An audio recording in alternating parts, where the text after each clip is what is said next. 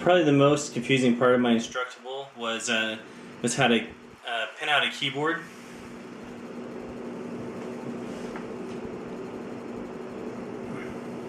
So probably the most confusing part of my Instructable was how to figure out how the keyboard was set up. It was hard to write up. It's kind of it's not that difficult to do though, and so I thought I'd just do a little video and just show kind of what I did. So the first thing I did is I drew out the keypad. So for example, on this top row there's 1, 2, 3, 4, 5, 6 keys.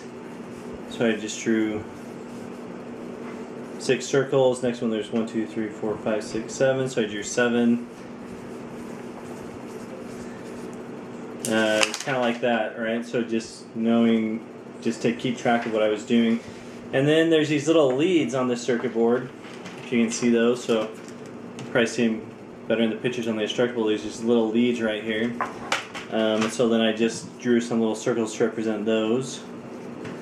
And then all I would do then is, so I take my multimeter, I set it to the ohm, the continuity and resistance setting, and change the mode. This one has a little speaker on it. Most multimeters have that setting.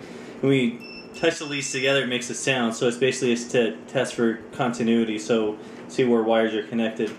So then at that point, all I did is I just removed the removed one of these rubber things over the keys, and underneath it there's these pads where the keys touch. So when the under part of this rubber thing touches, it makes a contact between these two pads, and that's how I know the button's been pushed. And so basically, all you do is you just take half that pad and you just start touching. So on this one I got like the first pin I touched, that's the one. So then I had these pins numbered, so this was pin 1. So I say the outside of this button was number 1. And then I go to the inside, I just touch these leads one by one until I figured out which one it was connected to. And then I would write that one down on the inside.